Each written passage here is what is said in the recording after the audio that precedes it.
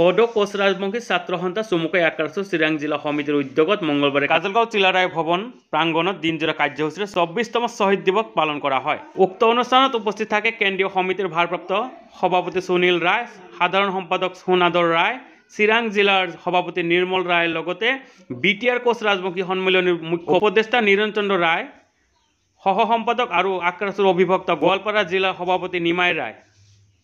দিনজোৰা কাৰ্যসূচী ক্ৰমে পতাকা উত্তোলন, বন্তি প্ৰজ্বলন কৰি শ্বহীদসকলক শ্ৰদ্ধাঞ্জলি জ্ঞাপন কৰে। কেন্দ্ৰীয় সমিতিৰ সাধাৰণ সম্পাদকে কয় যে বিজেপি চৰকাৰে যদি সঁচাকৈ ৰাজনীতি কৰিব বিচাৰে তেন্তে ৰাজবংশীক জনজাতিকৰণ আৰু পৃথক ক্ষমতাপদ দিব লাগিব। খিলঞ্জীয়া কোৱা চৰকাৰখনে আজি কোচ ৰাজবংশীৰ কথা কিন্তু কেতিয়াও নাভাবে। আমাৰ সমস্যা আমি সমাধান কৰিম, নহ'লে আমি মৰিম, তথাপিও সমাধান কৰিম। News desk, business fast 24।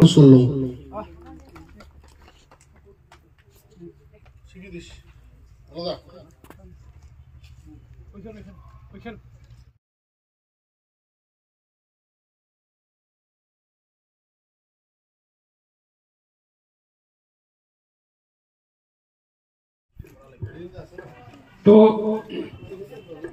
আমার সদৌ প্রজন্ম ছাত্র সম্পাদক সোনাদর এবং সহযোগ করার কোনো অনুরোধ করলাম।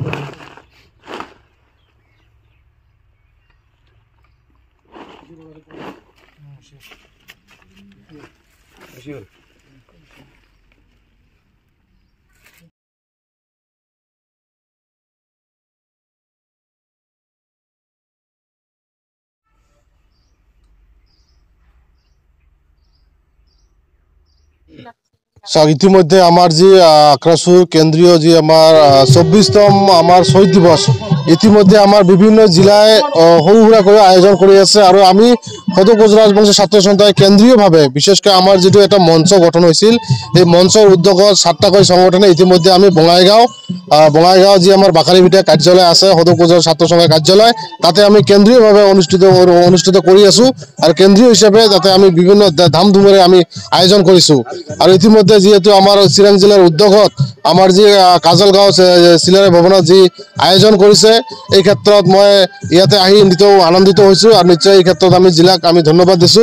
সঁচাকৈ আমাৰ যিসমূহ বীৰ, আমাৰ জাতীয় সংগ্ৰামৰ যিসমূহ বীৰ আমাৰ মাজৰ পৰা গুচি গৈছে বা আত্মবলিদান দিছে, সংগ্ৰামত যি ধৰণে ত্যাগ স্বীকাৰ কৰিছে, এই পবিত্ৰ দিনত মই এটা বস্তুই ক'ম, যি আধৰুৱা যি লক্ষ্য আৰু উদ্দেশ্য আছিল, সংগ্ৰামখন যি আধৰুৱা থৈ সিহঁতে গুচি গ'ল। নিশ্চয় আমি নতুন প্ৰজন্মই নিশ্চয় আমি সংগ্ৰামৰ যিটো ধাৰা, সংগ্ৰামৰ যিটো আমাৰ যিটো সফলতা নিশ্চয় আমি আদায় কৰিবলৈ সক্ষম হ'ম। আৰু এই পবিত্ৰ দিনতে আমি সংকল্পবদ্ধ হৈছো, অহা দিনত যদি আমাৰ যিসমূহ সমস্যা, বিশেষকৈ আমাৰ পৃথক ক্ষমতাবোৰ জনজাতিকৰণ যদি কোনো এখন চৰকাৰে যদি কোনো ধৰণে এষ্টাব্লিছ কৰাৰ যদি সিদ্ধান্ত নলয়, বিশেষকৈ আমাৰ বৰ্তমান যি বিজেপি চৰকাৰ চলি আছে, আমি বিজেপি চৰকাৰক এটা বস্তুই ক'ব বিচাৰিছোঁ আজি পবিত্ৰ দিনত, যে সঁচাকৈ যদি আপোনালোকে যদি ৰাজনীতিবিদ বা সঁচাকৈ যদি আপোনালোকে ৰাজনীতি কৰিব বিচাৰিছে, তেন্তে হ'লে কোচ ৰাজবংশী জনগোষ্ঠীক জনজাতিকৰণ আৰু পৃথক ক্ষমতাবোৰ দিব লাগিব। কাৰণ কোচ ৰাজবংশী জনগোষ্ঠীয়ে কিন্তু এটা সময়ত কি অসম আন্দোলনৰ পৰা আৰম্ভ কৰি আজি অসমখন যি এষ্টাব্লিছ কৰিছে বা অসমত যিটো এটা শান্তিপূৰ্ণ এটা বাতাৰ সৃষ্টি হৈছে, বিভিন্ন কংগ্ৰেছ চৰকাৰে হওক বা বিজেপি চৰকাৰে হওক, কোচ ৰাজবংশী জনগোষ্ঠীৰ এটা বৃহৎ অৱদান আছে। আৰু খিলঞ্জীয়াৰ কথা কি কোৱা চৰকাৰখনে আজিৰ তাৰিখত কোচ ৰাজবংশীৰ কথা কিন্তু কেতিয়াও নাভাবে। আৰু যদি নাভাবে নিশ্চয় এই যে পবিত্ৰ স্থলীৰ পৰা আমি এটা বস্তু ক'ব বিচাৰিছোঁ, এইটো সকিয়নি নহয়। আমাৰ আত্মা যিটো এটা শান্তিৰ কথা আহিছে ইয়াতে। কাৰণ আমি ইতিমধ্যে বিভিন্ন সময়ত দেখিব লৈছোঁ বিজেপি চৰকাৰ হওক কংগ্ৰেছ চৰকাৰ আমাৰ কিন্তু এটাৰ পিছত এটা প্ৰবঞ্চনা, এটা মানে ঠগি আছে, আমাৰ মানে এটা লাষ্ট এক্সট্ৰিম মানে পৰ্যায় আহি গৈছে আমাৰ। সেইকাৰণে আমি এটা বস্তু ক'ব বিচাৰিছোঁ, লাষ্ট হয় মৰিম নহ'লে কৰিম। এইটো কথা মই আহ্বান কৰিছোঁ অসমৰ মাননীয় মুখ্যমন্ত্ৰী হিমন্ত বিশ্ব শৰ্মা ডাঙৰীয়াক, অতি সোনকালে আমাৰ সমস্যাসমূহ ফুলফিল কৰিব লাগে। আৰু বিশেষকৈ আমাৰ যি কেএলৰ ইছ্যু, বৰ্তমানৰ জীৱন সিংহ ডাঙৰীয়াক যি ধৰণে আলোচনাৰ নামত মাতি আনি যি ধৰণে ভেকভানা আৰম্ভ কৰিছে, ই কেতিয়াও গ্ৰহণযোগ্য হ'ব নোৱাৰে।